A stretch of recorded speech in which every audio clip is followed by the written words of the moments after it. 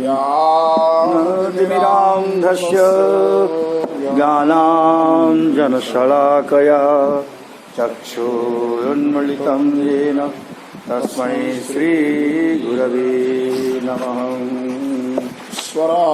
परमकृष्ण सच्चिदानन्दविग्रह अनादिरादिगोविन्द सर्वकारणकारणम् यस्याननं मकरकुण्डलचारुकर्णं भागवतकपोलसुभगं सविलासहासं नित्योत्सवनतदृशि पिबन्ति नागं नरेशमुदिता कुपितानिश्च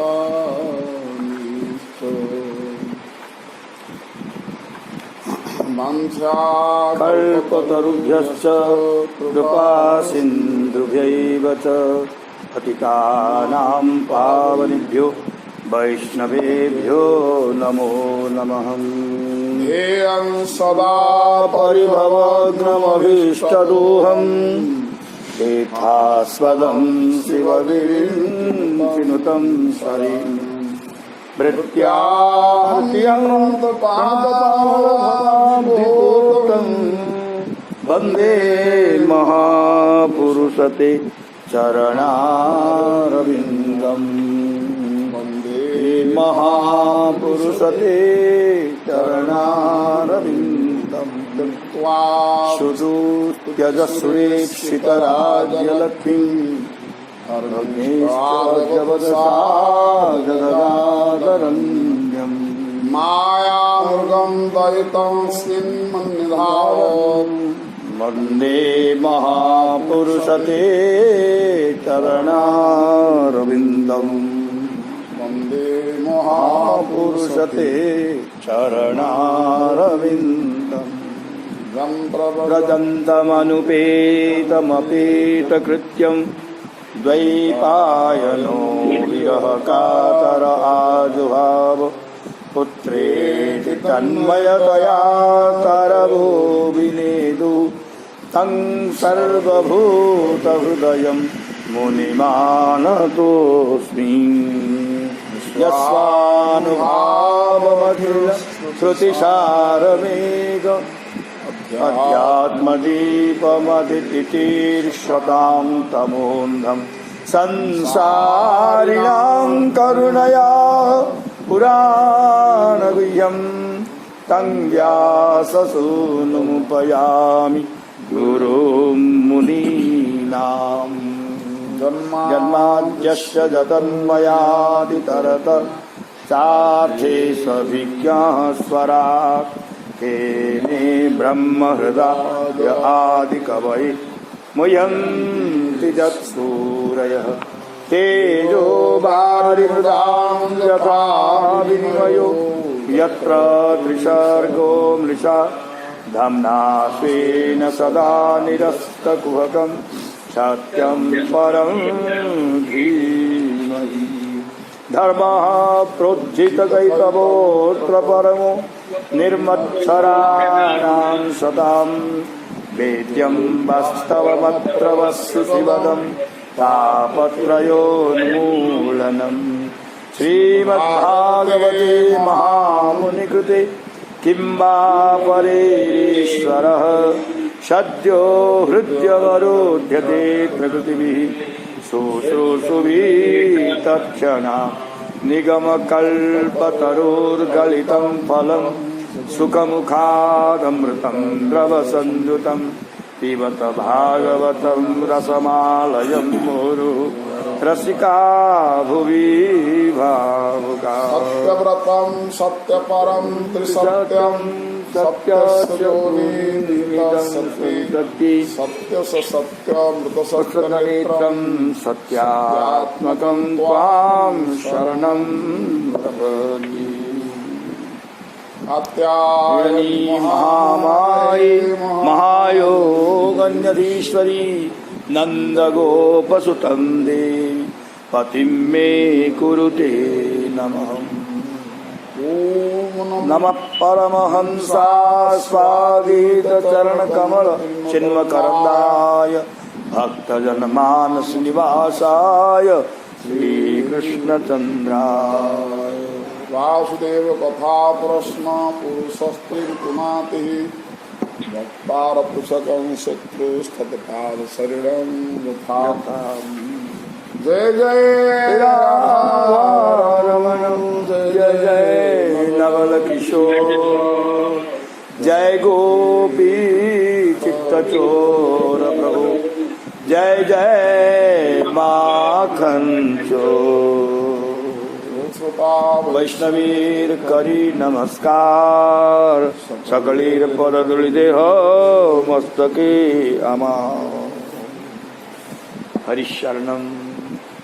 अथ चतुर्थ स्कंद 10वां अध्याय। उत्तम का मारा जाना और ध्रुव का यक्षों के साथ युद्ध। मैत्रेय उवाच प्रजापतेर्दुहितरं शिशुमारस्य वै ध्रुवः उपयेमि भ्रमिं नाम तत्सुतौ कल्पवत्सरौ। ध्रुव जी ने शिशुमार प्रजापति की भ्रमी नामक पुत्री के साथ विवाह किया और उसके 2 पुत्र हुई, कल्प और वत्सर। 10वें अध्याय में अपने भाई उत्तम को मारने वाले यक्षों का वध ध्रुव जी ने अकेले अलकापुरी में जाकर किया। इस तरह से ध्रुव जी के पराक्रम का वर्णन है।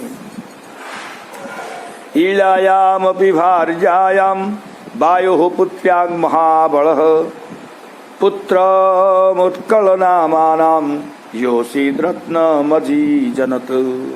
महाबलवान ध्रुव जी की दूसरी पत्नी वायु की पुत्री ईला थी। उसके गर्भ से उन्होंने उत्कल ये भूल प्रिंटेज उत्कल नामक पुत्र और एक पुत्री रत्न को उत्पन्न किया। योषित रत्नम पद का अर्थ स्त्रियों में रत्न के समान सुंदर अथवा कन्या रत्न को उत्पन्न किया। उत्तम तत्कृतोद्बाहो मृगयायां बलियसा हतः पुण्यजनेनाद्रौ तन्मातास्य गतिं गता। उत्तम बिना व्याह किए ही आखेट के प्रसंग में बलवान यक्ष के द्वारा पर्वत पर मारा गया। उसके साथ ही उत्तम की माता भी स्वर्ग चली गई। उत्तम को मृगया के प्रसंग में किसी बलवान यक्ष ने हिमालय पर्वत पर मार दिया और उसकी माता भी मर गई। जहाँ आजो पाठ है वहाँ पर अर्थ युद्ध में होगा। ध्रुवो भ्रातृवधं श्रुत्वा कोपामर्ष सुतर्पित जैत्रं चंदनमास्ताय गतः पुण्यजनालयम्। ध्रुव जी ने जब अपने भाई के मारे जाने का समाचार सुना तो वे क्रोध, शोक और उद्वेग से भरकर अपने विजय रथ पर बैठकर वे यक्षों के नगर में पहुंच गए। कोप, अमर्ष और शोक इनमें द्वंद्व समास होने के कारण एकवद भाव हुआ है। वे इन तीनों से व्याप्त हो गए। जैत्र शब्द का अर्थ है विजय प्राप्ति के साधनभूत। पुण्यजनालयम अर्थात अलकापुरी। गत्पोदीचिं दिशं राजा रुद्रानुचर सेवितां ददर्श हिमभो द्रोण्यां पुरीं गुह्यक संकुलाम। उत्तर दिशा में जाकर राजा ध्रुव ने हिमालय पर्वत की घाटी में यक्षों से भरी हुई तथा रुद्र के अनुचरों से सेवित नगरी को देखा। दध्मो शंखं बृहद्बाहु खं दिशस्सानुनादयन् योनोद्विग्न दृशः चत्त रूपदेव्यो त्रसन्धृसम। महाबाहु ध्रुव ने आकाश तथा दिशाओं को ध्वनित करते हुए अपने शंख को बजाया। उसके कारण हे विदुर यक्षों की पत्नियां अत्यंत भयभीत भी हो गई। ततो निष्क्रम्य बलिन उपदेव महाभटाः असहंतस्तन्निनाद मभिपेतुरुदायुधा। उसके पश्चात महाबलवान यज्ञवीर का वह शंख ध्वनि सहन नहीं हुई और आयुध धारण किए हुए वे सब नगर से बाहर आए और ध्रुव जी पर टूट पड़े। सताना पततो वीर उग्र धन्मा महारथ एकैकं युगपत् सर्वान्नहन्माणैर स्त्रिभिस्त्रिभिः। महारथी वीर ध्रुव जी प्रचंड धनुर्धर थे। उन्होंने एक ही साथ सबों में से प्रत्येक को 3-3 बाण मारे। ते वै ललाट लग्निस्तैर इषुभिः सर्व एव हि मत्वा निरस्तमात्मान माससं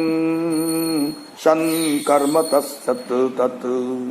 उन सबों ने जब अपने अपने मस्तक में लगे हुए 3-3 बाणों को देखा तो उन सबों ने जान लिया कि हम लोग की पराजय निश्चित है। वे ध्रुव जी के इस अद्भुत कर्म का प्रशंसा करने लगे। निरस्त अर्थात पराजित उन सबों ने ध्रुव के इस अद्भुत कर्म की प्रशंसा की। तेपि चामुममृष्यन्तः पादस्पर्शमिवोरगाः शरीरविद्य न्युगपत् विगुणं प्रचिकीर्षवः। जिस तरह कोई सर्प पैरों के आघात नहीं बर्दाश्त करता है, उसी तरह उन सबों ने भी एक ही समय में ध्रुव जी को 6 बाणों से मारा। ततः परिघनी स्रंसैः प्रासशूल परस्वधैः शतयुष्टिभिर्भुर्सुण्डी विश्चित्रवाजैः शरैरपि अभ्यवर्षन् प्रकुपिताः सरथं ससारथिम् इच्छन्त तत्प्रतिकर्तु मयूतानि 13। यक्षों की संख्या 13 अपुत थी, 13। ध्रुव जी का बदला लेने के लिए अत्यंत कुपित होकर रथ और सारथी के साथ उन पर परिघ, खड्ग, प्रास, त्रिशूल, फरसा, शक्ति, रुष्टि, भुसुंडी तथा चित्र विचित्र पंखों से युक्त बाणों की वर्णना की। औतानपादी स तदा 17 वर्षेण भूरिनाम न उपादृश्यत छत्न आसारेण यथा गिरी। उस समय बहुत अधिक शस्त्रों की वर्षा के कारण ढके हुए ध्रुव जी उसी तरह नहीं दिखाई देते थे जैसे वर्षा के कारण पर्वत नहीं दिखता है। हाहाकार तदैवासित सिद्धानां दिवि पश्यताम हतोयं मानवः सूर्यो मग्न पुण्य जनान्नवी।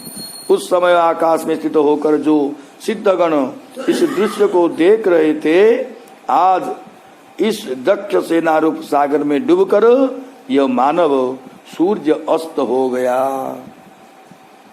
नदत्सु यातु धानेषु जयका शिष्यतो मृधे उदतिष्ठत् रथस्तस्य निहारादिव भास्करः। जिस समय यज्ञवीर युद्ध में विजय का उत्सव मना रहे थे, उसी समय ध्रुव जी का रथ उसी तरह प्रकट हो गया जिस तरह कोहरे से सूर्य प्रकट होते हैं। धनुर्विस्फूर्जयन् दिव्यं विशतां खेदमुद्वहन् अस्त्रौघं व्यधमद्बाणिर्घनानीकमिवानिलः। अपने दिव्य धनुष का टंकार करते हुए तथा शत्रुओं को खीर्ण बनाते हुए ध्रुव जी ने अपने बाणों से उसी तरह से शस्त्र समूह को काट दिया जिस तरह आंधी मेघ समूह को तितर बितर कर देती हैं। तस्य ते चाप निर्मुक्ता भित्वा वर्माणि रक्षसां कायाना विविशु स्तिग्मा गिरिनसनयो यथा। ध्रुव जी के धनुष से छूटे हुए वे तीक्ष्ण बाण राक्षसों के कवच को भेद कर उनके शरीर में उसी तरह से प्रवेश कर रहे थे जिस तरह वज्र पर्वतों में प्रवेश कर जाते हैं।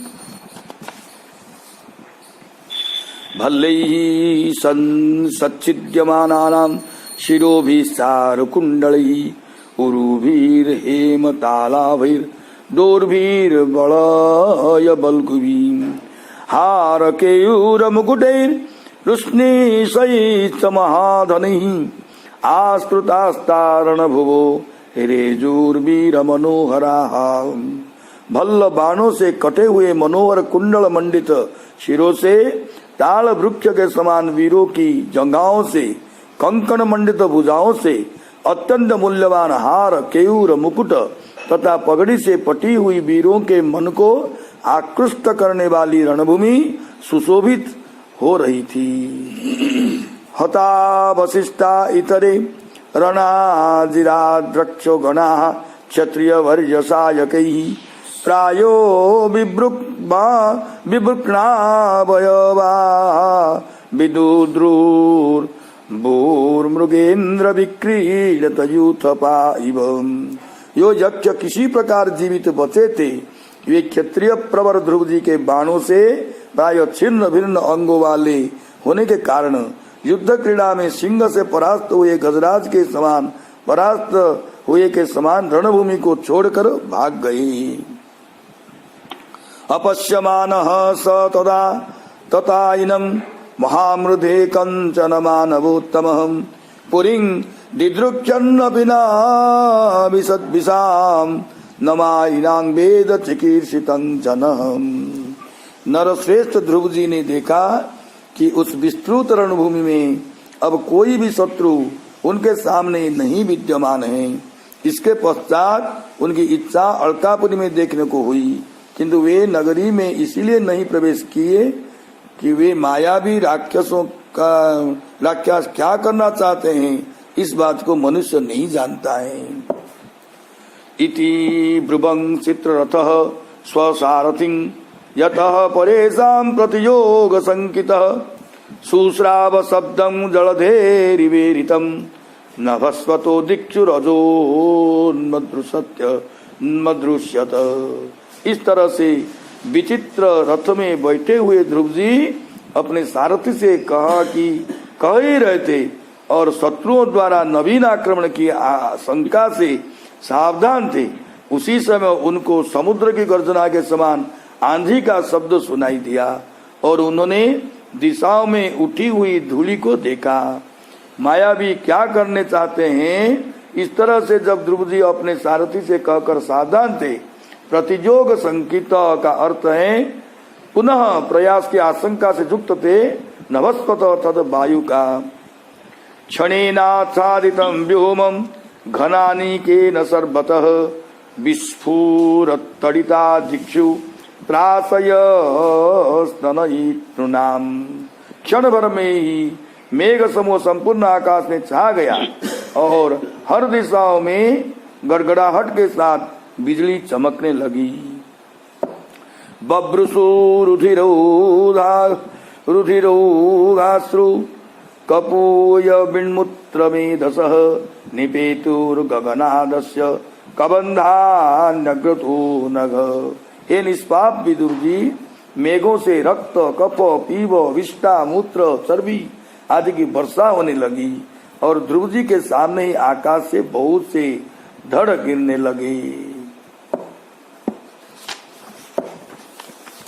ततः खे दृश्यत गिरिर्निपेतु सर्वतो दिशम गदा परिघ निस्त्रिंस मुसला सास्पवर्षिणः।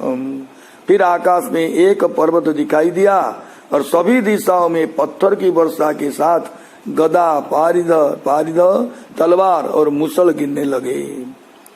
अहो अहयूस निनिश्वासा बमंतो गृंगृषाक्षिभिः अभ्यधावन गजा मत्ता सिंह व्याघ्रा सयूथस।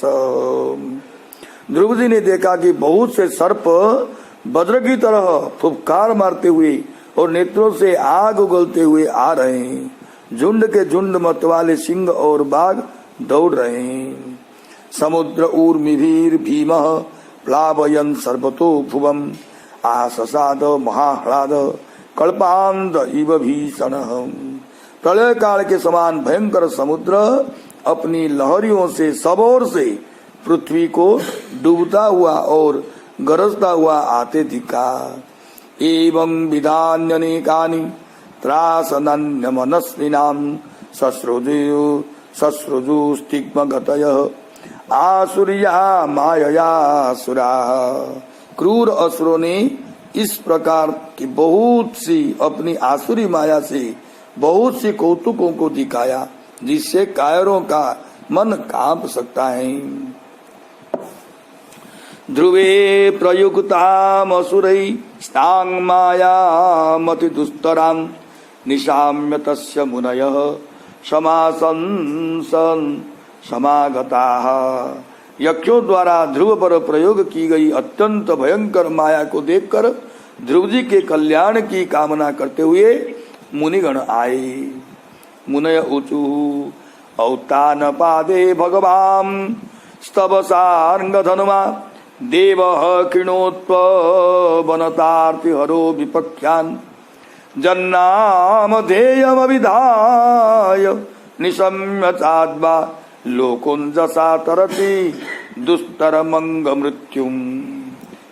हे अंग, उत्तानपाद नंदन ध्रुव, शरणागतों की कष्ट को दूर करने वाले सारंग धनुधारी श्री भगवान नारायण तुम्हारे शत्रुओं का संहार करे। उनके नाम का उच्चारण करने अथवा सुनने मात्र से ही संसार अत्यंत भयंकर मृत्यु को भी पार कर सकता है। हिताय गौर सीतानाथ की जय, राधा मदन गोपाल की जय। इति श्रीमद्भागवते महापुराणे चतुर्थ स्कंदे भावार्थ दीपिका टीकायां दशमोध्याय। मुनियों ने कहा, वत्स ध्रुव, भगवान नारायण तुम्हारे शत्रुओं का नाश करे। अध्या का अर्थ है साक्षात, अंधसा अर्थात अनायास मृत्यु को पार कर जाता है।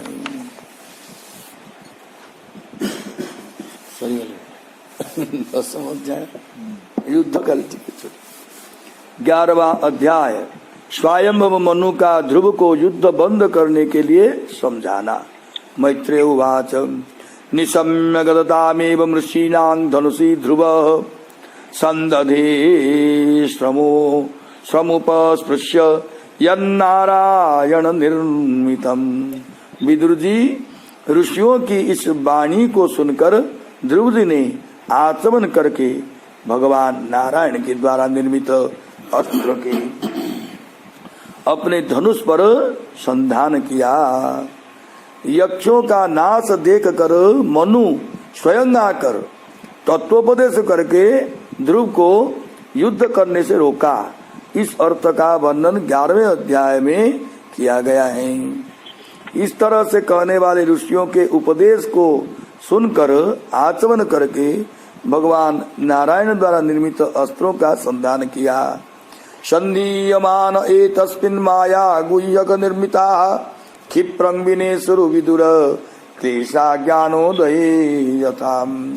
इस नारायण अस्त्र का अनुसंधान करते ही यक्षों द्वारा रचित माया शीघ्र ही उसी तरह विनष्ट हो गया जिस तरह ज्ञान के उत्पन्न होते ही सारे क्लेश विनष्ट हो जाते हैं।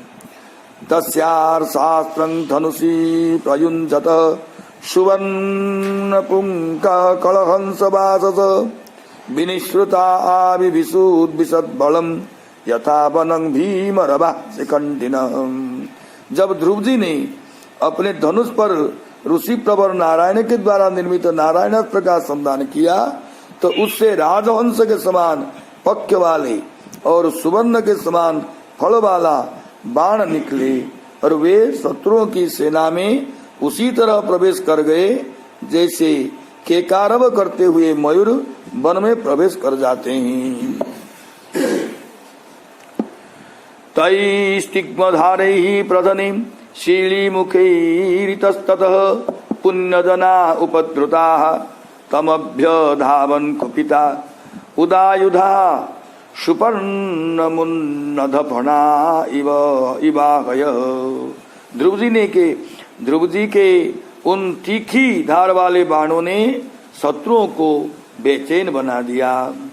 उस समय युद्ध में कुछ जख्य वीरों ने आयुध धारण करके ध्रुव जी पर उसी तरह टूट पड़े जिस तरह गरुड़ के द्वारा छोड़े जाने पर बड़े बड़े सर्प उनकी ओर फणा उठाकर दौड़ पड़ते हैं। सतान सत कैरभिधावतो मृदे निकृत बाहु ऋषिरोधरोदरान निनाय लोकं परमर्कमंडलम व्रजन्ति निर्विद्य यमोर्ध्वरेतसः। युद्ध में सामने दौड़ कर आने वाले उन यक्षों के अपने बाणों से हाथ, जंघा, गर्दन तथा उदर को छिन्न भिन्न करके ध्रुव जी ने उनको श्रेष्ठ सत्य लोक में भेज दिया, जिस लोक में नैष्ठिक ब्रह्मचारी गण सूर्य मंडल का भेदन करके जाते हैं। तान हन्यमानान अभिवीक गुह्यका ननाग चित्र रथेन भूरिशः औतनपादिं कृपया पितामहो मनुर्जगादोपगतः सहर्षिभिः। ध्रुव जी के द्वारा निरपराध यक्षों को बहुत मारे जाते हुए देखकर उनके पितामह मनु ऋषियों के साथ करुणाक्रांत होकर ध्रुव जी से कहा। मनुरुवाच अलंग वत्सातिरोषेण तमोद्वारेण पाप्ननाम येन पुण्यजनानेता नवधि स्तमनागसः। हे वत्स, बहुत अधिक क्रोध करना ठीक नहीं, यह पाप नरक का द्वार है। इसके ही कारण तुमने इन निरपराध यक्षों को मारा है। नास्मत् कुलोचितं तात कर्मैता सद्विगर्हितं बधो जदुपदे वाना मारद्धस्ते कृते नसाम। हे तात, जो तुमने निरपराध यक्षों को मारने का काम किया है, उस कर्म की सज्जन पुरुष निंदा करते हैं। यह हमारे वंश के लिए उचित नहीं है। नन्मे कस्यापराधेन प्रसंगाद भवो हता भ्रातुर्वधा वितप्तेन त्वयांग भ्रातृवत्सल। निश्चित रूप से तुमने एक यज्ञ के द्वारा किए गए अपराध के कारण, अपने भाई के प्रति अत्यधिक अनुराग के कारण तुमने प्रसंगवशात अनेक यज्ञों की हत्या कर दी है। यदि कहो कि ये सब मेरे भाई को मारने वाले निरपराध कैसे हैं, तो इस पर मनु जी ने कहा, तुम्हारा अपने भाई में अत्यधिक अनुराग था, किंतु उसको मारने वाला तो एक ही यज्ञ था और क्रोधाविष्ट होकर तुमने इतने यज्ञों को हत्या कर दी।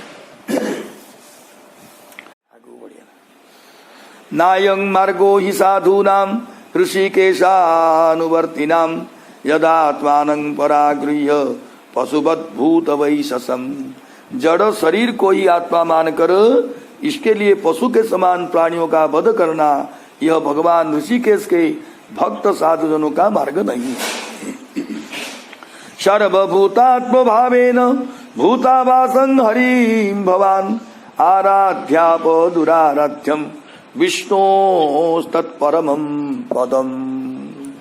आपने सभी भूतों की आत्मा रूप से सभी भूतों में निवास करने वाले दुराराध्य श्री हरि की आराधना करके भगवान विष्णु के परम पद को प्राप्त किया है।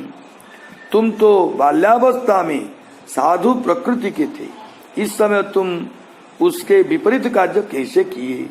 इस बात को मनु जी ने सर्वभूतत्व भावेन इत्यादि 2 श्लोक से कहा है।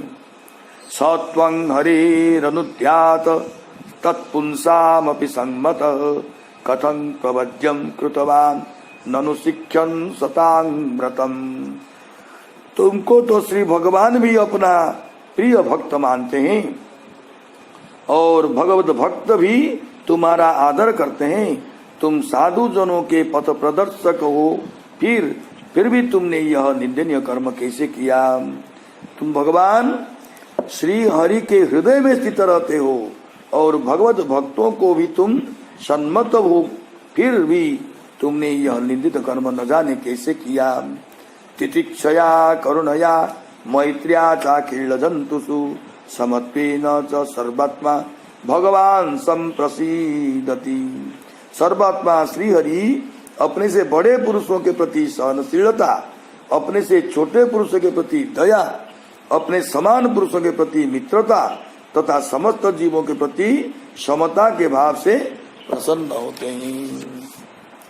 इस श्लोक में मनु जी ने सत्पुरुषों के व्रत को बतलाया है। अपने से बड़े पुरुषों के प्रति सहनशीलता, छोटों के प्रति करुणा और समानों के प्रति मित्रता और सभी जीवों के प्रति समता के व्यवहार से प्रसन्न होते हैं।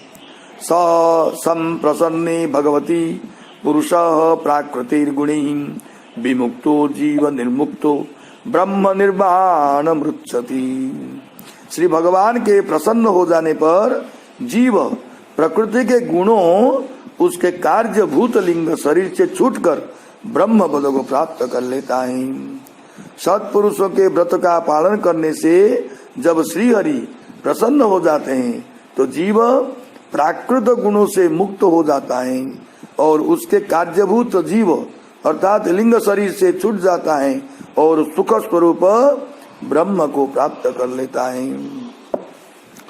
भूतैहि पंचभिरारब्धैर योषित पुरुष एव हि तयोर्व्यवायात्सम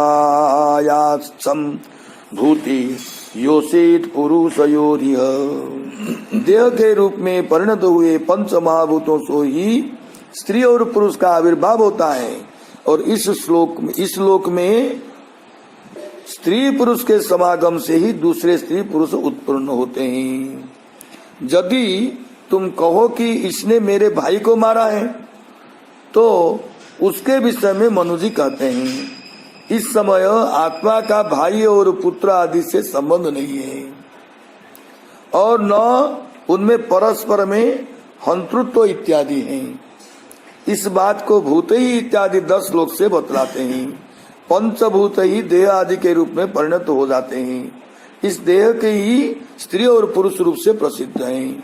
स्त्री और पुरुष के ही मैथुन से इस संसार में दूसरे स्त्रियों और पुरुषों की उत्पत्ति होती है। एवं प्रवर्तते सर्गः स्थिति संयम एव च गुण व्यतिकरात् राजन मायया परमात्मनः। राजन, इसी प्रकार से श्री भगवान की माया के द्वारा जब सत्वादि गुणों में न्यूनाधिक भाव होता है तो जगत की सृष्टि होती है, स्थिति होती है और संहार होता है। निमित्त मात्रं तत्रासिन निर्गुणः पुरुषस्सभः व्यक्ता व्यक्तमिदं विश्वम यत्र भ्रमति लोहवत। इन सबों में पुरुषों में श्रेष्ठ निर्गुण परमात्मा तो निमित्त मात्र है।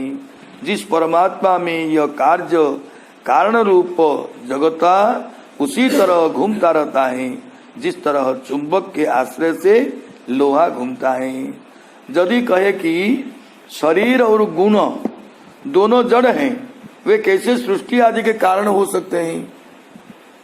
तो इस पर कहते हैं ईश्वर तो निमित्त मात्र है। जिस निमित्त भूत ईश्वर के ही अधीन यह कार्य कारणात्मक जगत घूम रहा है। जिस तरह अयस्कांत मणि रूपी निमित्त के कारण लोहा घुमा करता है, उसी तरह सखलविदं भगवान काल सत्तया गुण प्रवाहेण विभक्त वीर्य करोत्य कर्तेव निहन्त्य हंता चेष्टा विमुन्न कलु दूर विभाग्याम। काल शक्ति के द्वारा क्रमशः सत्वादि गुणों में क्षोभ होने के कारण श्री भगवान की लीलामय शक्ति भी सृष्टि आदि के रूप में विभक्त हो जाती है। अतः भगवान अकर्ता होकर भी जगत की रचना करते हैं और संहारक नहीं होकर भी संहार करते हैं। श्री भगवान की लीला शक्ति अचिंत्य है। यदि कोई यह कहे कि यदि परमात्मा ही निमित्त कारण है तो फिर परमात्मा के एक ही होने के कारण सृष्टि आदि को भी एक ही समय में हो जाना चाहिए। तो इस पर खड़ू इत्यादि श्लोक कहते हैं काल शक्ति के द्वारा क्रमशः सत्वादि गुणों में क्षोभ उत्पन्न होने के कारण परमात्मा का सृष्टि आदि विषय का वीर्य भी विभक्त हो जाता है। यदि कहे कि काल भी सत्वादि गुणों में एक ही समय में क्षोभ उत्पन्न करे तो इसके उत्तर में कहते हैं परमात्मा की काल शक्ति अचिंत्य है। एटा को टिके जानिबार रही टिके क्लिष्ट लगिला बाबा।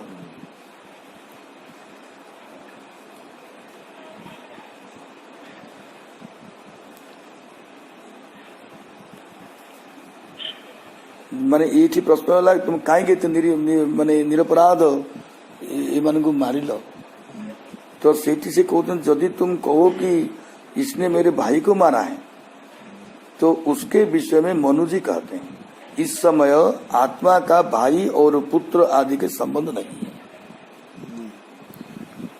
और न उनमें परस्पर में हंतृत्व इत्यादि है। इस बात को भूत ही इत्यादि 10 श्लोक से बतलाते हैं। पंचभूत ही देह आदि के रूप में परिणत हो जाता है। उस देह की ही स्त्री और पुरुष रूप से प्रसिद्धि है। स्त्री और पुरुष के ही मैथुन से इस संसार में दूसरे स्त्री और पुरुष पैदा होते हैं। एटा मनुजी महाराज कहते। तो यहाँ पर जो दर्शन आसुँच टिके क्लिष्ट होती ना। इसी प्रकार से सृष्टि होती है। इस तरह पाल रूप से परिणत भूतों के द्वारा स्थिति होते हैं और मानने वाले देह के आकार से परिणत भूतों के द्वारा ही संगार होता है। यह सब कुछ श्री भगवान की माया के गुणों में होने वाले व्यतिकर न्यूनाधिक भाव के कारण होता है, स्वतः नहीं होता है। गुणर न्यूनाधिकता जोगु प्रकृति क्रियमाण होता है। हाँ प्रकृति क्रियमाणी गुणी कर्माणी सर्वस्व। हाँ अहंकार गुणात्मा कर्ता हमीति मन्यते। प्रकृति द्वारा सब कुछ होती अरे मूर्ख जी बुझी न पारे कि मो द्वारा होती बोली कहवा द्वारा तक मूर्ख कहे नहीं। प्रकृति जो गुड़ाक होती तू से गुड़ाक कहीं साधु पुरुष रे सब लक्षण तुम्हें कहीं ସେମାନେ ମାରିଦେଲେ बोले कि तुम कर्ता कर तो। यदि कहे कि शरीर और गुण दोनों जड़ हैं वे कैसे सृष्टि आदि के कारण हो सकते हैं तो इस पर कहते हैं ईश्वर तो निमित्त मात्र हैं। जिस निमित्त भूत ईश्वर के ही अधीन यह कार्य कारणात्मक जगत घूम रहा है। जिस तरह अयस्कांत मणि रूपी निमित्त के कारण लोहा घूम करता है उस तरफ। ये निमित्त है निमित्त हेले भगवान का माया। ईश्वर तो निमित्त मात्र। ईश्वर जीव को कहा। अच्छा जीव थिबारु है शरीर रे ये पंचभूतर विभिन्न प्रकार क्रिया सब संचालित हो से कोधि लिप्त नुहे किए जीव जीव ईश्वर परमात्मा अलगा अंश जो जीव एठी निमित्त होगा एथर कारण ये सब क्रियार शरीर प्रत्येक क्रियार सात्विक राजसिक तमसिक गुण सब जो जो क्षोभ जहाँ किसी उत्पन्न होती तार विभिन्न वितृतता करे प्रकृति द्वारा होती ये जीव थिबारु शरीर बा भगवानकर शक्ति अचिंत्य माया शक्ति तो क्षोभ कर उत्पन्न करती तेणुक से परस्पर भितर मरा देखा जाऊँ जन्म देखा जाऊँ युद्ध देखा जाऊँ विभिन्न प्रकार क्रिया देखा जाऊँ तुम्हें भगवान भक्त महत्पुरुष तमें केमती मोहित हो जाऊँ से मारी कौन लाभ अच्छी कौन तुम जश भाव ये तो साधुर लक्षण नुहे आम वंश परंपरा लक्षण बुझाऊँ माने शांत कर तो कथा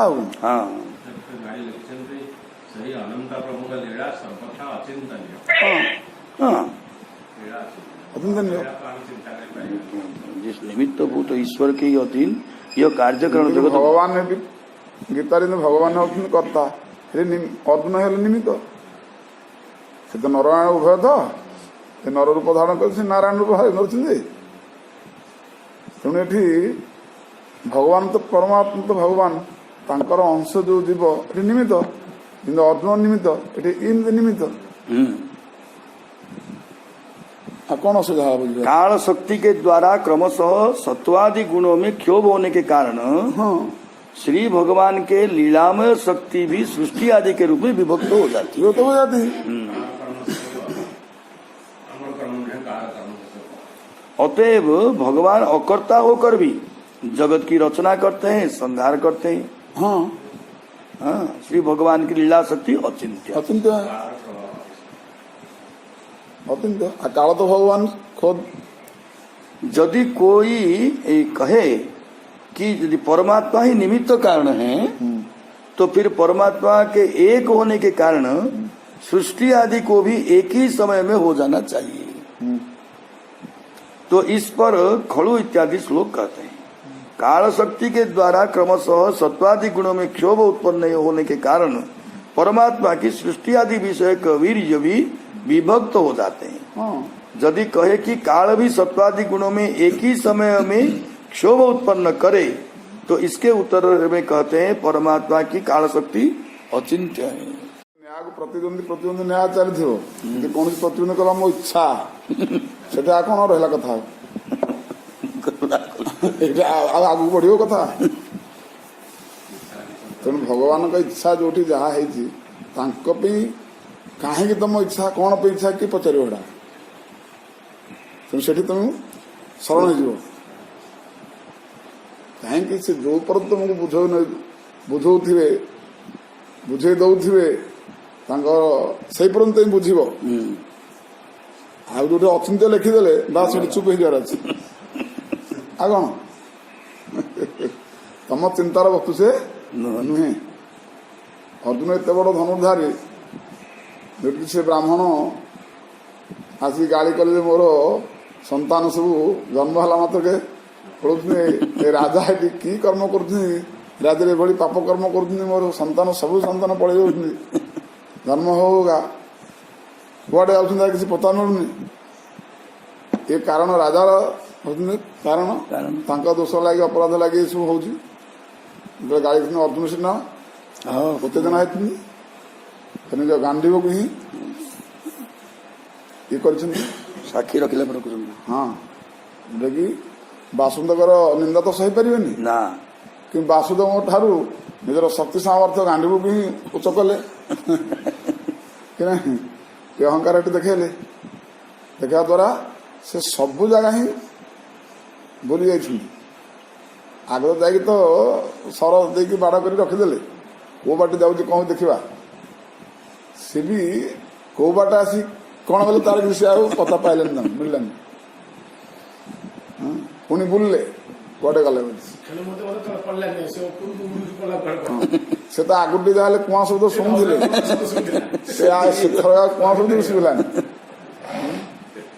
तेणु ब्राह्मण आहरी उत्तेजना है गाड़ी कला हाँ तुम्हें तुम्हें गर्व करुला अहंकार करुला तुम गांडीव धनु अच्छी वासुदेव कौन करेंगे कहीं तुम से अहंकार गांडीव धनु कुआडे गला तेणु बहुत निराश हो अर्जुन हेगले कि नहीं तापर भगवान आसी शपथ नहीं तो अग्नि पशिबे तेणु भगवान आसिक कहले कह कौन है हो हो आम सीना से न कर पारे अग्नि पशिबा अग्नि कहीं पशिबा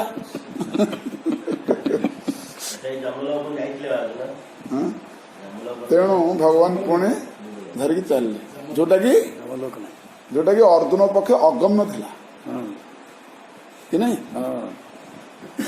भगवान नहीं कि पुणी सब कथा समाधान कले आगु पुणी गले से पुणी समय आसले आम संतान पुणी देले ये सब कथा है तेबे जो अगम्य से अर्जुन कौन कर अचिंत्य भगवान कहले सेठी आ कौन करवा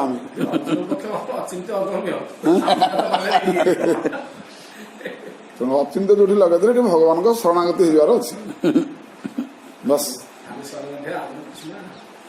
ତେଣୁ ସେ ଠିକ କଥା କହିଛନ୍ତି। ହଁ। ବାବୁ ମୋର ତ ସବୁଗୁଡା ଅନନ୍ତ ଅଚିନ୍ତ୍ୟ, ତୁମ ସାମର୍ଥ୍ୟ ଅନୁସାରେ ମୁଁ ଏସବୁ ବିଦ୍ୟା ଦେଇଛି, ତମେ ଯେତିକି ଗ୍ରହଣ କରିପାରିବ ମୁଁ ସେତିକି ପର୍ଯ୍ୟନ୍ତ ଦେଇଛି। ବାକି ଯୋଉଟା ଗ୍ରହଣ ନ କରିପାରିବ ମୁଁ ଅଯଥା ଗୋଟେ କହିବି ବା କରିବି, ତମ କଣ ଲାଭ ହବ? ନାଇଁ, କୌଣସି ଯଥାର୍ଥତା ନାହିଁ ସେ ଦେବାର। କିଛି ଯଥାର୍ଥ ନାହିଁ।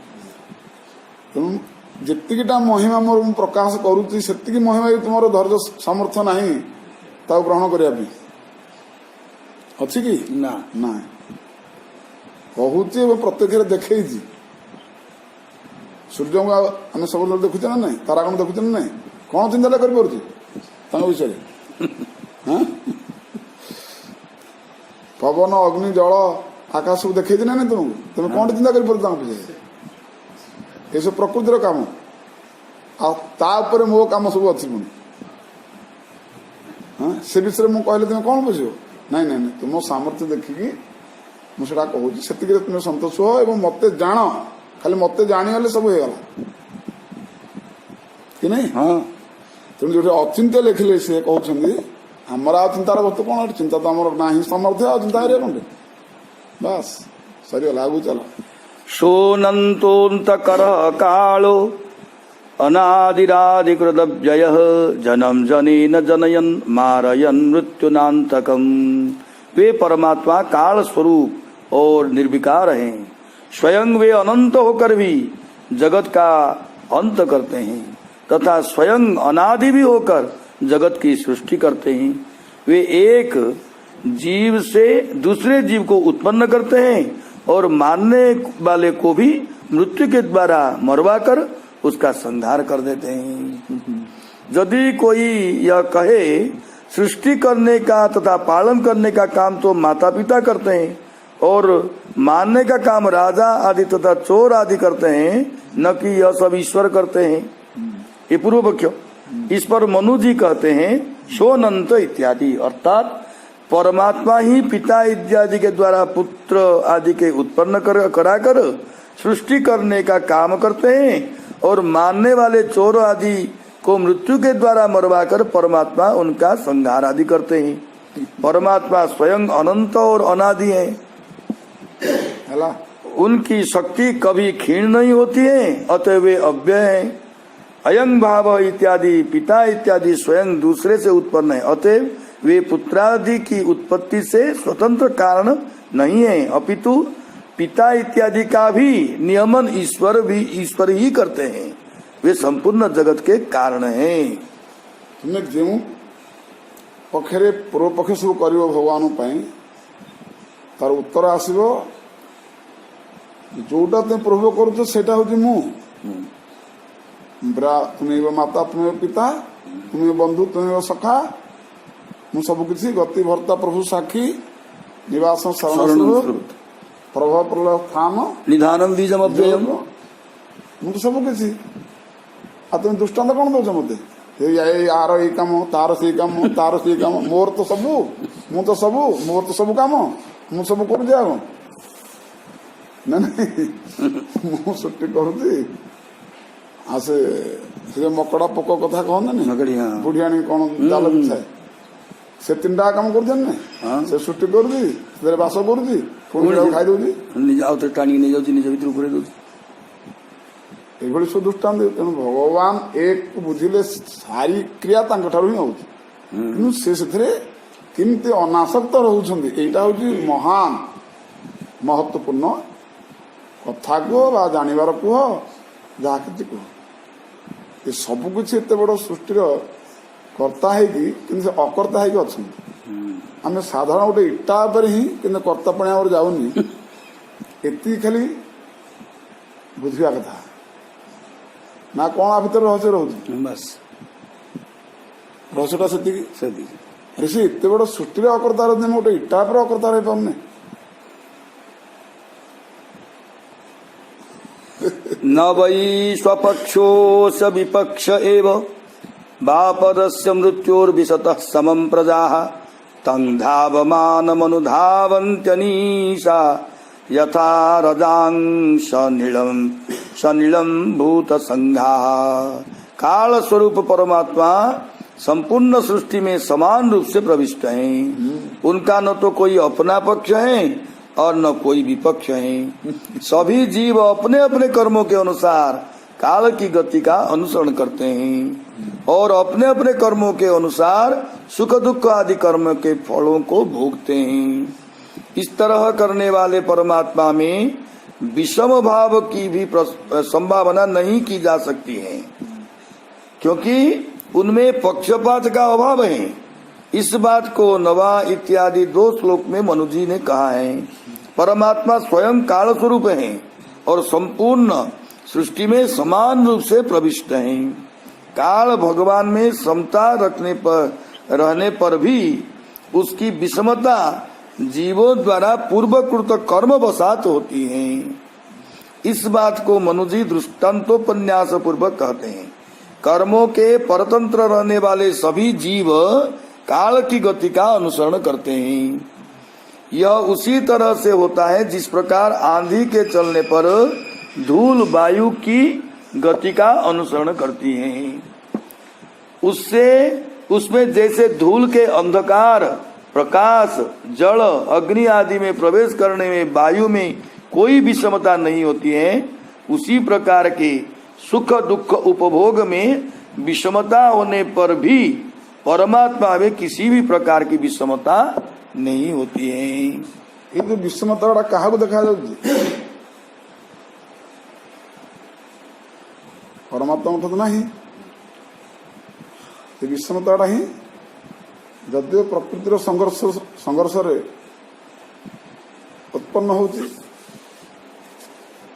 हेले भी भगवान को कौन से स्पर्श कर पाउनी, मोहित कर पाउनी। हूँ क्या नाम कह जीव को कि नहीं, जीव को भी होनी बोली शास्त्र भी मना कर, जीव को भी होनी। आ कौन रोचे रहस्यटा ता भितर ना रहस्य प्राय एति रोचे हेला भली देखा जाऊ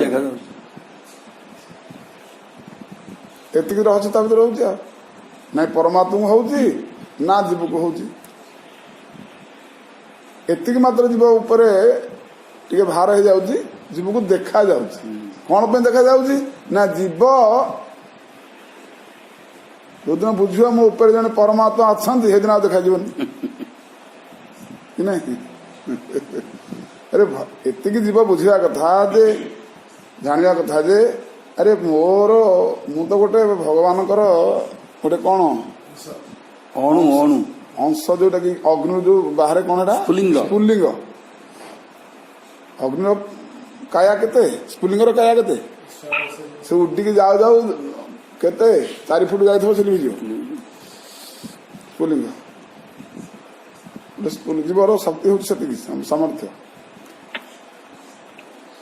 एत बड़ सृष्टि कर भगवान सी अकर्ता रोचे मु कहीं कर्ता हर कौन मोर काम ए कर्ता लगी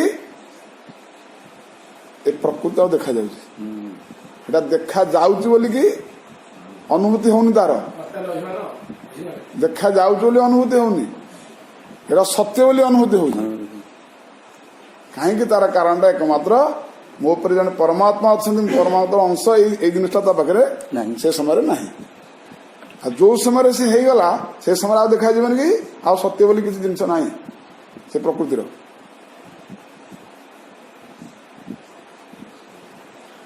यही तार हूँ मात्र बुझा कथा भगवत कनेक्शन कटिगले सब दुर्घटना आसी पहुंच जाए कि नहीं खाली कनेक्शन जोड़ीदेले आ दुर्घटना नहीं से सावधान हटी दुर्घटना घटी। हाँ लिखा था हिमालय गला बेले एत बड़ यक्ष माने युद्ध रे एत बड़ मायार प्रभाव सब पकेले हे प्रलय आसी जाऊँगी हे फकारी सर्पदल माटी आउछंदी हे बाघ हिंस जंतु केते पड़े जाउछंदी केते कौन देखेले नारायण हस्तकर स्मरण कला मात्र के से कला भागले कि नहीं यही तार हूँ कौशल। तेणु प्रति समस्या ही समस्या कौन प्रति मुहूर्त ही समस्या हो असमस्या हो प्रति मुहूर्त मु भगवान को दास एति खाली मन रख दास पर कौन विपत्ति आसबनी प्रत्येक लीला स्तर भगवान देखे नहीं आमर आलोचना चक्र आसला महाभारत युद्ध सरला भगवान अर्जुन कहले तुम आग ओल्हे पड़ नहीं कि तुम आग रथ तार कारण कौन थिला अनेक दिव्यास्त्र प्रहार मु थिबारु ही टच कर पारना आज्ञा दिया जाओ तो मु जेहेतु अच्छी किछि करि सुंदर भगवान उड़ी जाइछिन पुणी शेष कथा पुणी तुम भगवत स्मरण रे ही ये सब किछि नाही आउ अच्छी कौन यदि आम सबुत भगवत स्मरण करवा ये सब किसी आमको देखा जीवनी ना किए भाई ना किए माँ किए ना बंधु ना कि समस्या ना कौन किसी देखा जीवनी जदि ताला कौन आ रहा हो ना नाई नाई नाई नाई एरा सब देखा जीव से जहा ताहा देखा जीव जहा नुहे तुम ताहा देखुथिल कि नहीं से जहा ताहा देखा जीवे हाँ किंतु आमे बर्तमान जहाँ नुह ताहा देखु बोली विडम्बना जमती कि ब्रह्मा नहीं गला परे भगवान बलराम को कौन देखागला चतुर्भुज रूप सब ना गाय बाछुरी देखागला सत्य तो देखागला कि नहीं सेमती आयुषोपचयं जंतो तथैवोपचयं विभु उभाभ्यां रहितः स्वस्थो दुष्टस्य विदधात्यसौ। उसी तरह वे परमात्मा कर्माधीन जीव की आयु का उपचय और अपचय, उपचय मतलब वृद्धि, अपचय मतलब क्षय का विधान स्वयं करते हैं और अपने स्वरूप में स्थित रहने वाले परमात्मा स्वयं वृद्धि और क्षय से रहित है। जीव कर्म के अधीन है, अतएव उसकी आयु में अपचय अर्थात अकाल मृत्यु को तथा उपचय अर्थात काल मृत्यु से भी रक्षा करने का काम परमात्मा ही करते हैं, अथवा मच्छर आदि के शरीर में संकोच और देवता आदि के शरीर में विस्तार करने का काम करते हैं। परमात्मा अपने स्वरूप में स्थित रहते हैं, अतएव स्वयं वे वृद्धि और ह्रास से रहित हैं। हाँ, ये भी रहते हैं, ये भी रहते हैं, उभय रहते हैं। खाली यही गोटिक दोषरू ये सब जहाँ नुहे ताहा देखा पड़े, जहाँ नुहे ताहा कहवा पड़े ना कौन। यही सिद्धांत बर्तमान द्वितीय थर के रिपीट है, आगुरी भी यही सिद्धांत ऑलरेडी डिस्कशन होइछि। हाँ सब अध्याय तो यही सिद्धांत सूत्र गोटे, सूत्र तो गोटे सूत्र अलग कौन हम जिते बाट जाऊचा सूत्र से गोटी। हाँ बस केचित् कर्म वदन्तेनं स्वभावमपरे नृप एके कालं परे दैवं पुंसः काममुता परे।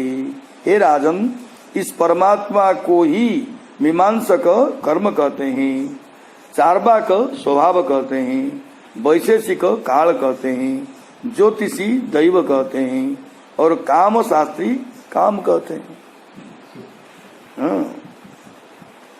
अव्यक्त प्रमेयस्य नाना शक्त्युदयस्य च न वै चिकीर्षितं तात को वेदाथ स्वसंभवम्।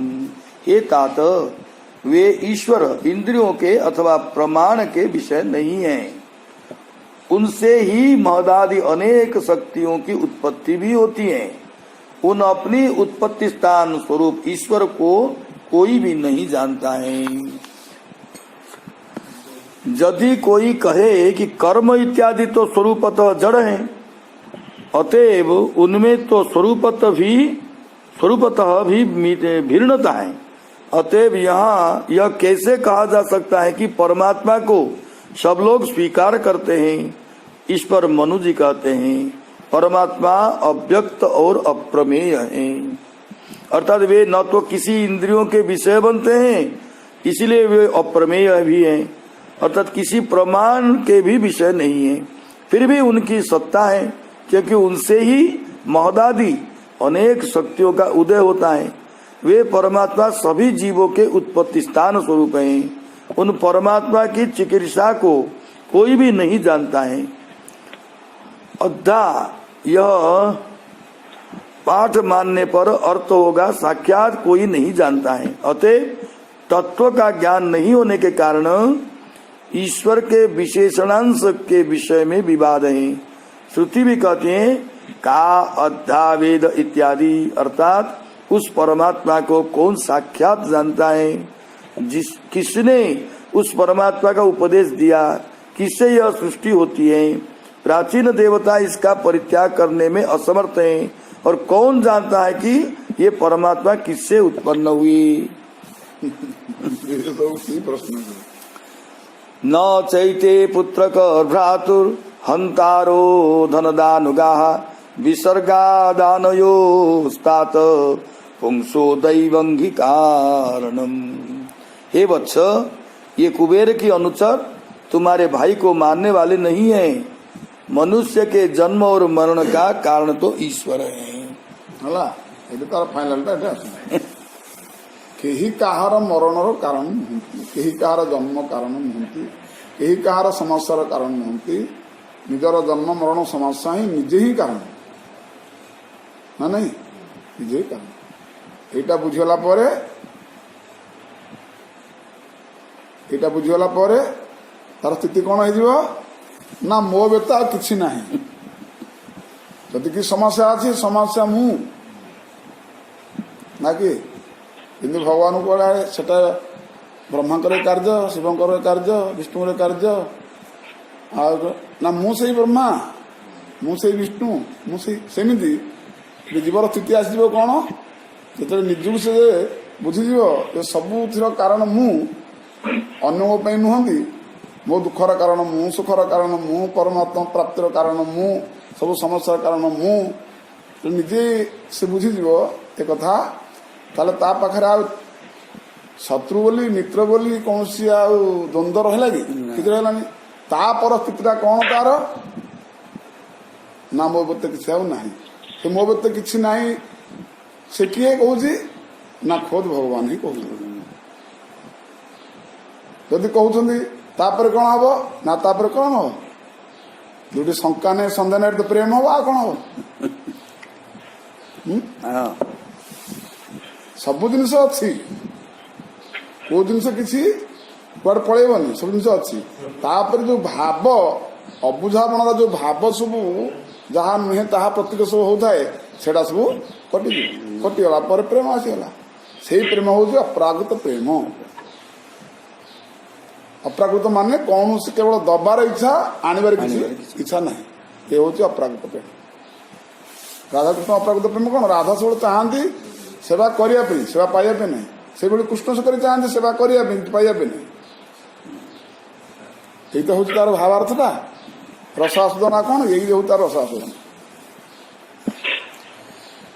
तेणु मुक्ति गोटे कथा, मुक्तिटा समत्व आसीगला, समान आसीगला, मान शुद्धता आसीगला। शुद्धता क्षेत्र में विभिन्न प्रकार अनुष्ठान कराए माने से जीव जो शुद्धता होगा समान ज्ञान को आसीगला ये भगवत बेता किसी ना से अनुष्ठान कर कौन अनुष्ठान कर जो प्रेम कह, भक्ति कह, प्रीति कह इत्यादि अनुष्ठान। जो विश्व गोटे तत्व देखा जाए तेणु विश्व प्रेम ही हम सबुटी हाँ कौन प्रेम ही रवशेष से मात्रा भाव से मात्रा से पिता सब रहा प्रथम स्तर में ये तत्व न जानिबार जो विषमता अनुभूति करुला ए तत्व जानला परे से विषमता रहिबो नाही। ये होची से हरि कौन जानी भजिले विष्णुमाया से हरि ताकू करे दया। जानी भजिले विष्णुमाया से हरि ताकू करे दया। सएव विश्वं सृजति स एवावति हन्ति च सएव विश्वं सृजति स एवावति हन्ति च अथापि ह्यनहंकारा नाज्यते गुण कर्म भी। परमात्मा ही जगत की सृष्टि करते हैं, उसकी रक्षा करते हैं और उसका संहार करते हैं।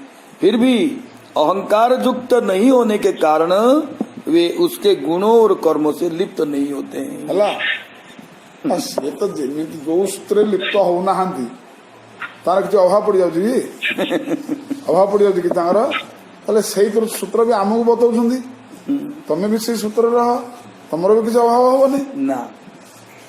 हला असुविधा कोन होची एटा होनी जेमिति आम बुढ़ी मार माताजीर असुविधा कौन आम एपर्यंत बुझी पारुने सेमिति भी आमर असुविधा कौन किसी आ बुझी ताको सबु जोगे कि से असंतोष रोचे सेमिति भगवान आम सबु जोगे कि आमको आम असंतोष रोचे ना तो कौन फर्क होगी एष भूतानि भूतात्मा भूतेषु भूत भावनः स्वसत्तया मायया युक्तः सृजत्यति च पाति च। परमात्मा ही संपूर्ण जगत की अंतरात्मा, नियंता और जगत की रक्षा करने वाले हैं। ये ही अपनी माया शक्ति के द्वारा संपूर्ण जगत की सृष्टि संहार और रक्षा करते हैं। तमेव मृत्युममृतम तात दैवम सर्वात्मनोपेहि जगत परायणम जस्मै बलिंग विश्वसृजो हरन्ति गावो यथा वै नसिदामयंत्रिता। हे तात, तुम उन्हीं परमात्मा के शरण में जाओ, वे मृत्यु स्वरूप हैं, अमृत स्वरूप तथा जगत के एकमात्र आश्रय हैं। नकेल की रस्सी से बंधे हुए बैल के समान उन परमात्मा की आज्ञा का पालन ब्रह्मादि देवता किया करते हैं। यदि कहो कि ठीक है परमात्मा ही करता है, फिर भी मैं अहंकार आदि का त्याग नहीं कर सकता, तो इस पर मनु जी 4 श्लोक में कहते हैं परमात्मा अभक्तों के लिए मृत्यु स्वरूप हैं, भक्तों के लिए अमृत स्वरूप हैं। हला से परमात्मा ना सेंता से जिनिसटा गोटे जिनिस दीटा काम से करियो तो जो भाया देखियो से भाया करियो। आम अनादिया कहते हाँ कहते तुम तो दुष्टामी बोले मुझे दुष्टाम पड़ो तुम जी भल मत भल भाव पड़ो एक कथा का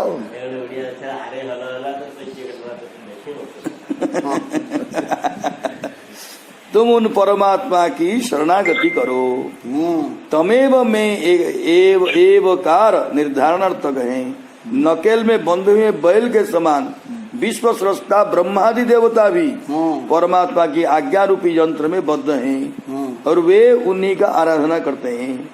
परमात्मा जो करवाना चाहते हैं उसी कर्म को वे सब भी करते रहते हैं।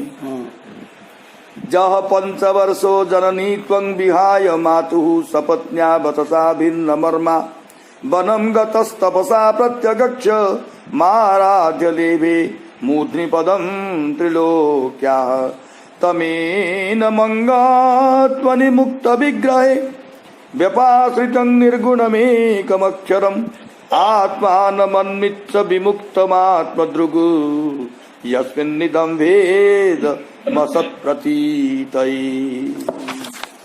कौन कहते अपनी सौतेली माँ के बाग बाणों से विद्ध हृदय वाला होकर तुम 5 वर्ष की अवस्था में अपनी माँ को छोड़कर वन में चले गए थे और वहां पर तपस्या के द्वारा जिन ऋषिकेश परमात्मा की आराधना करके त्रिलोकी में सबसे ऊपर ध्रुव पद को प्राप्त किए, जो तुम्हारे वैर भाव से रहित हृदय में वात्सल्यवश विशेष रूप से निवास किए, उन निर्गुण अद्वितीय अविनाशी और नित्य मुक्त परमात्मा का अध्यात्म दृष्टि से अन्वेषण करो। उनमें ही यह वेदमय प्रपंच नहीं होने पर भी प्रतीत होता है, नहीं होने पर भी प्रतीत होते हैं। उन परमात्मा की आराधना भी तुम्हारे लिए आसान है, क्योंकि 5 वर्ष की अवस्था में जिस परमात्मा की आराधना करके तुमने त्रिलोक में सबसे ऊपर ध्रुव पदों को प्राप्त किए, इस समय उन्हीं परमात्मा का अपने में अवलोकन करो। इसका 29वें श्लोक से अन्वय है। जिस परमात्मा के विषय में इंद्रियां प्रत्यक्ष हैं, अर्थात विषयों से विमुख होकर परमात्मा को अपना विषय बनाती हैं, अथवा यह क्रिया विशेषण है, श्री हरि का ध्यान करने वाले ध्रुव से मनुज जी ने कहा, हे ध्रुव, वैर रहित आत्मा, आत्मा अर्थात हृदय में, ये आत्मा माने हृदय लिखुଛନ୍ତି, वैर रहित हृदय में अवस्थित परमात्मा का तुम अन्वेषण करो। उस परमात्मा में ही असत भेद प्रतीत होते हैं। त्वं प्रत्यगात्मनि तदा भगवत्यनंत आनंद मात्र उपपन्नम समस्त शक्तौ भक्तिं विधाय परमां सनकैरविद्या ग्रंथिं विभेत्स्यसि ममाहमिति प्ररूढ़म्। उस अन्वेषण काल में ही सर्वशक्तिमान अंतर्जामी परमानंद स्वरूप भगवान अनंत में तुम्हारी सुदृढ़ भक्ति हो, वो भक्ति हो जाएगी और उसके कारण ही अहंत ममत्व रूपी दृढ़ अविद्या की ग्रंथि या गांठ को काट डालोगे। अपने हृदय में परमात्मा के अन्वेषण का फल बतलाते हुए मनु जी ने कहा कि अन्वेषण काल में ही तुम्हारी सर्वशक्तिमान परमात्मा में सुदृढ़ भक्ति हो जाएगी और तुम अहंत और ममत्व रूपी अविद्या की ग्रंथि को काट डालोगे। संयच्छरो संभद्रन्ते प्रतीपम श्रेयसाम परम श्रुतेन भूयसा राजन अगदेन जथामयम। राजन, जिस प्रकार औषधि के सेवन से रोग को शांत किया जाता है, उसी तरह मेरे विस्तृत उपदेश रूपी औषधि से अपने इस क्रोध रूपी रोग को समाप्त करो। यह कल्याण का अत्यंत विरोधी है। भगवान तुम्हारा मंगल करे। येनोपसृष्टात् पुरुषाल्लोक उद्बीजते भृशं न बुधस्तद्वशं गच्छेत् विच्छन्न भयमात्मनः। जिस क्रोध से युक्त पुरुष से लोग अत्यधिक उद्विग्न होते हैं, आत्म कल्याण चाहने वाले विज्ञ पुरुष को उस क्रोध का वशवर्ती नहीं होना चाहिए। हेलनं गिरिश भ्रातुर धनदस्य त्वया कृतं यजग्निवान् पुण्यजनान् भ्रातृघ्नानि तमर्षित। ये मेरे भाई को मारने वाले हैं। यह सोचकर क्रोध करके तुमने जो जक्षों को मारा, यह भगवान शंकर के सखा कुबेर का तुम्हारे द्वारा अपराध हुआ है।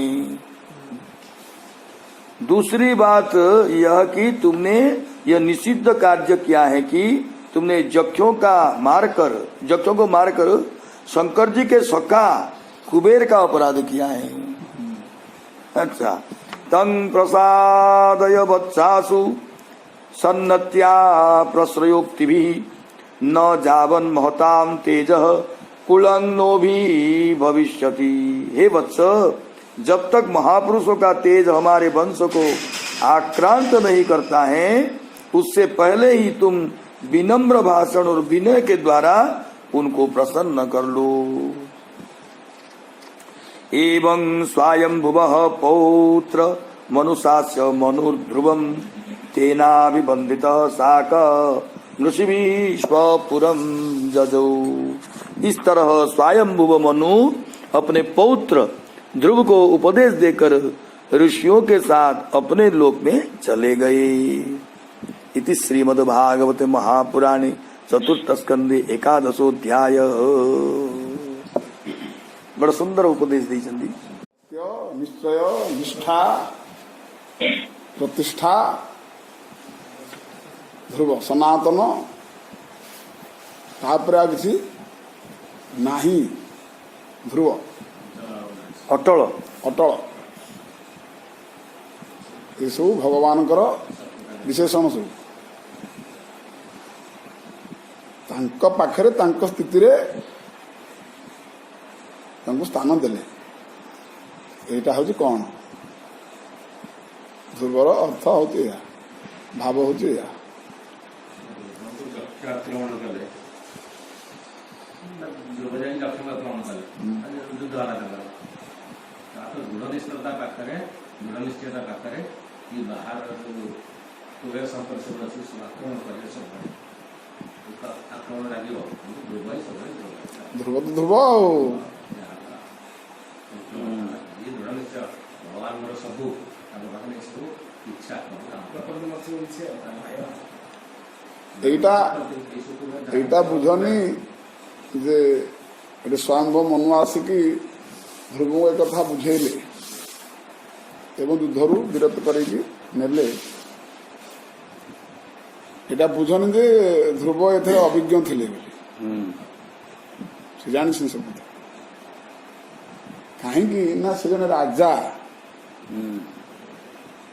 କି ନାହିଁ ରାଜାର ରୋଲଟା କରୁଛନ୍ତି ନାଇଁ ଧ୍ରୁବ ରାଜାର କର୍ତ୍ତବ୍ୟ ଅଛି ନା ନାଇଁ ତା ରାଜ୍ୟକୁ ଦେଖିବ କିଏ ଆକ୍ରମଣ କରୁଛି କ'ଣ କରୁଛି ନ୍ୟାୟ ଅନ୍ୟାୟ ଦେଖିବ ସବୁ ତ ଦେଖିବ ନା ନାଇଁ ସେଟା ସେ କରୁଛନ୍ତି ସେଟା କରୁଥିଲେ କଲାବେଳେ ଯଦି କୋଉଠି କ'ଣ ସୀମା ପାସ୍ ହଉଛି ସେଠି ଅଛନ୍ତି ଆମର ଉପର ବ୍ୟକ୍ତି ଅଛନ୍ତି ସେମାନେ ଆସିବେ ବୁଝାସୁଝା କରିବେ ବୁଝିଲା ପରେ ଆମେ ବୁଝିଯିବାର ଅଛି ବାସ୍ ଧ୍ରୁବ ବୁଝିଗଲେ ଠିକ କଥା କାର୍ଯ୍ୟ ହାସଲ ହେଇଗଲା ସେଟା ଧ୍ରୁବଙ୍କର ମୁଁ ମୋର ଭାବ ଥିଲା କି ଏସବୁ ସେମାନଙ୍କର ଆସନ ଆକ୍ଟର ସବୁ ବୁଝିଲେ କି କିନ୍ତୁ ଏରା ସବୁଗୁଡାକ ଆମ ପାଖକୁ ଆସିବ ଆମ ପାଖକୁ ଆସିବ ସମସ୍ୟା ଭିତରେ ତୁମେ ଏଇ ଭାବ ସବୁ ରଖ ତୋର ମୁକ୍ତ ହେବା ପାଇଁ ନା ଯଦି ମରିଯିବ ଏଥିରେ ସେ ଯକ୍ଷକୁ ମାରୁ ମାରୁ ତମେ ବି ମରିଯିବ କି ନାହିଁ ଏଇ ହଉ ତାର ସାର ଯାହା କିଛି ଯୋଉଦିନ ବୁଝିଯିବ ଏରା କାହା କଥା ଆଲୋଚନା ହଉନି ମୋ କଥା ହିଁ ଆଲୋଚନା ହଉଛି ଗଳ୍ପୀ ପରକ ହଉ ଆସକ୍ତି ପରକ ହଉ ବା ପରମାର୍ଥ ପରକ ହଉ ବା ଠିକ ପରକ ହଉ ଯାହା କିଛି ଭାଗବତ ଧର୍ମ ଦ୍ୱାରା ଆମକୁ ରସ ଆସ୍ୱାଦନ କରିବା ପାଇଁ ମିଳୁଛି କାହିଁ ମୋ କଥା ମତେ ପଢିବାକୁ ପଡୁଛି ମତେ ଜାଣିବାକୁ ପଡୁଛି ତାହେଲେ ଆସିଗଲା ସବୁ ସମାଧାନ ଆସିଗଲା ଆଉ ତୁମେ ଯଦି ଅଲଗା କିଛି ଯଦି ୟାର ଛାଡି ଯଦି ବୁଝିବ ପରୋକ୍ଷବାଦ ଯଦି ମାତିବ ହଁ ତାହେଲେ ତମେ ଉଦ୍ଧାର ହେଇପାରିବନି ସେ ତ ଉଦ୍ଧାର ହେଇଯାଇଛନ୍ତି ତମେ ଉଦ୍ଧାର ହେଇପାରିବନି ଉଦ୍ଧାର ହେଇପାରିବ କାହିଁକି ଏରା ଯେତେ ଗୁଡ଼ିଏ ବୁଝାବଣା ଭଗବାନଙ୍କ ଉପରେ ହୁଏ ବା ଜୀବ କର୍ମ ବିଷୟରେ ସବୁ ଅଛି କଥୋପକଥନ ଏଟା ସବୁ ପରୋକ୍ଷବାଦ ଏ ପରୋକ୍ଷବାଦଟାକୁ ହିଁ ନିଜର ବାଦ ଯେତେବେଳେ କରିବ ବା ତା ଭିତରେ ନିଜର ବାଦ ଅଛି ବୋଲି ଯେତେବେଳେ ବୁଝିବ ତାହା ହବ ଆଉ ନିଜର ବାଦଟାକୁ ହଟେଇ ଦେଇକି ସେଗୁଡ଼ାକ ପରୋକ୍ଷରେ ଯଦି ନେଇଯିବ ସେ କ'ଣ ହବ ସେମିତି ପଣ୍ଡିତଙ୍କର ପେଜ ଖିଇବା କ'ଣ ପେଜ ପିଇବା ତାଙ୍କର ଗୋଟେ ଗରମ ପେଜ ପିଇବା ତାଙ୍କର ଗୋଟେ ଅଭ୍ୟାସ ଭାରି ସନ୍ତୋଷ ମାନେ ଅନ୍ନଟା ଗାଳୁ ଗାଳୁ ସେଇ ପେଜଟା ତାଙ୍କୁ କପ୍ ଦି କପ୍ ଦରକାର ବୁଝିଲେ କି ମହାନ ପଣ୍ଡିତ ତାଙ୍କ ସ୍ତ୍ରୀ ପେଜ ଗାଳୁଛି ପୁଅ କହିଦେଲେ ପୁଅ ବାପାକୁ ଡାକିଦିଅ ବର୍ତ୍ତମାନ ପେଜ ବାହାରି ପଡ଼ିଲା ଆଉ ତାଙ୍କର ସେଠି ପିଇଦେବେ ନହେଲେ ଥଣ୍ଡା ହେଇଯିବ ସିଏ ପୁଅ ପଣ୍ଡିତଙ୍କ ପୁଅ ଯେତେବେଳେ ଆସିଲା ଦାଣ୍ଡକୁ ଆସିଲା ସିଏ ଭଦ୍ର ଜଣ କେତେ ବ୍ୟକ୍ତିଙ୍କ ସାଥିରେ ତାଙ୍କର ପାଣ୍ଡିତ୍ୟ ଆଲୋଚନା ହଉଛି ଆଲୋଚନା ହଉଛନ୍ତି ସେଠି ପେଜ ପିଇବାକୁ ଆଉ ଡାକିବ କେମିତି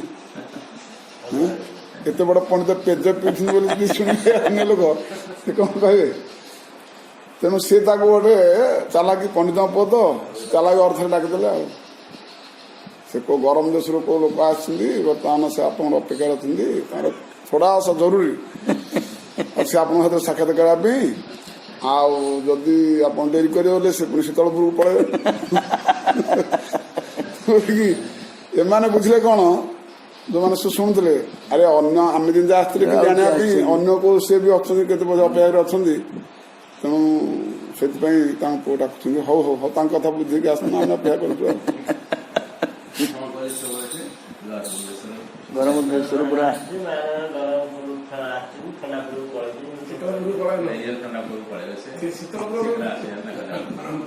ଆଉ ତେଣୁ ପଣ୍ଡିତ ଗଲେ ପଣ୍ଡିତ ବୁଝିଗଲେ ଯେ ହଁ ଠିକ କଥା କହୁଛନ୍ତି ଆଉ କିନ୍ତୁ ଇଏ କଣ ବୁଝିଲେ ଯୋଉମାନେ ଶୁଣୁଥିଲେ ସେ କଣ ବୁଝିଲେ ପଣ୍ଡିତ କଣ ବୁଝିଲେ ଆଉ ସେ କୋଉ ପୁଅ ଯୋଉ କହିଲେ ସେ କଣ କହିଲେ ସବୁ ପରୋକ୍ଷବାଦ କହିଲେ ନା ନାଇଁ ପରୋକ୍ଷବାଦରେ ବୁଝେଇଲେ କିନ୍ତୁ ଆପନା ଆପଣ ନିଜ ନିଜର ଭାବ ସବୁ ଗ୍ରହଣ କରିନେଲେ ବାସ୍ ସବୁ କଥା ପୂର୍ଣ୍ଣ ହେଇଗଲା ସବୁ ନିଜ ବାଦ ଯୋଉଟା ପରୋକ୍ଷ ସବୁ ନିଜ ବାଦ ତା ଭିତରେ ସବୁ ରହିଛି ତେଣୁ ଏଇଟା ସେମିତି ଏ ବେଦ ପୁରାଣ ସବୁ ପରୋକ୍ଷବାଦ ବାଳକାନ ଅନୁଶାସନ ବୋଲିକି ଗୀତାରେ ଅଛି ସେମିତି ଏଥିରେ ନିଜ ପାଇଁ କଣ ରହୁଛି ତାଠୁ ଟାଣି ଦେବାର ଅଛି ଏବଂ ନିଜ ପାଇଁ ହିଁ ଏଇଟା କରାହେଇଛି ଏସବୁ ପୁରାଣ ଧର୍ମ ଇତ୍ୟାଦି ସବୁବେଳେ ନିଜ ପାଇଁ ଭୁଲ ଯୋଉଠି ଭୁଲ ହେଲା ମନ ଚିନ୍ତା କରୁଛି ଏଇ କାରଣ ମତେ ଆ ଲାଗି ଭୁଲ ହେଲା ସେଟାକୁ ବୁଦ୍ଧି ବିଚାର ଖଟେଇକି ଯେ ମୋ ଲାଗି ଭୁଲଟା ହେଇଛି ତାକୁ ଟାଣିବାକୁ ବୁଝିବାକୁ ପଡିବ ଯଦି ନିଜେ ବୁଝିପାରୁନ ତାହେଲେ କାହାକୁ କହିକି କଥା ବୁଝିବାକୁ ପଡିବ ଏଇଟା ମୋର ଭୁଲଟା ଏଇଟା ସିଏ ଭୁଲ କଲା ବୋଲି ମୋ ମନ ଚିନ୍ତା ହଉଛି ଏଇଟା ତ ମୋ ଭୁଲ କିନ୍ତୁ ମୁଁ ବୁଝିପାରୁନି ମତେ ବୁଝେଇ ଦିଅ ବୁଝେଇ ଦେଲା ପରେ ସନ୍ତୋଷ ହେଇଯିବ ଯେତେବେଳେ ଆମେ ବୁଝିପାରୁନି ନା ଭୁଲଟା ତାର ବୋଲି କହୁଛେ ତେଣୁ ପରମାର୍ଥରେ ଏଇଭଳି କୌଶଳ ଅଛି ସେ ତାକୁ ଏମିତି ବାଟରେ ପକେଇବ ଭୁଲଟା ତମଠି ଆଣି ଲଗେଇବ ତାର ଭୁଲ ନାହିଁ ଯେମିତି ଏଇଟା କଣ ହବ ଧ୍ରୁବ ଭାବୁଥିଲେ ତାଙ୍କର ଭୁଲ ତେଣୁ ଆସିକି ସ୍ୱୟଂ ମନେ କଲେ ନାହିଁ ତାଙ୍କର ଭୁଲ ନାହିଁ ତୋର ଭୁଲ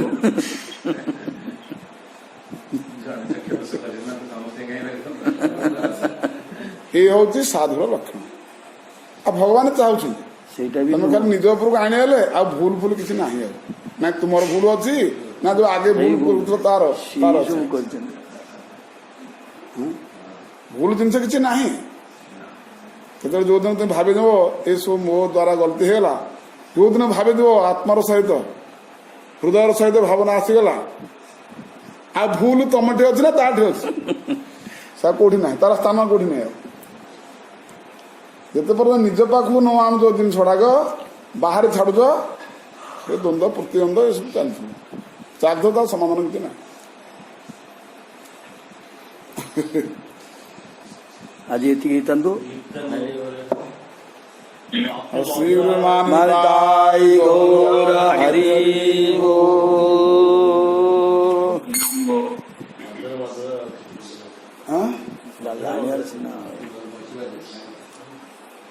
କଣ କର ମଧୁର ଅଧର ମଧୁର କୋମଳ ଭାଷାରେ ଆଚ୍ଛା କୋମଳ ଭାଷାରେ ହଉ ରାଧେ ରାଧେ ଗୋବିନ୍ଦ ଗୋବିନ୍ଦ ରାଧେ ରାଧେ ରାଧେ ଗୋବିନ୍ଦ ଗୋବିନ୍ଦ ରାଧେ ରାଧେ ରାଧେ ଗୋବିନ୍ଦ ଗୋବିନ୍ଦ ରାଧେ राधे राधे गोविंद गोविंद राधे राधे राधे गोविंद गोविंद राधे राधे राधे गोविंद गोविंद राधे गोविंद राधे गोपाल राधे गोविंद राधे गोपाल राधे गोविंद राधे गोपाल राधे गोविंद राधे गोपाल राधे राधे राधे गोविंद राधे राधे राधे गोविंद गोविंद राधे राधे राधे गोविंद राधे जय राधे राधे गोविंद गोविंद राधे गोविंद जय जय गोपाल जय जय गोविंद जय जय गोपाल जय जय गोविंद जय जय गोपाल जय जय गोविंद जय जय गोपाल जय जय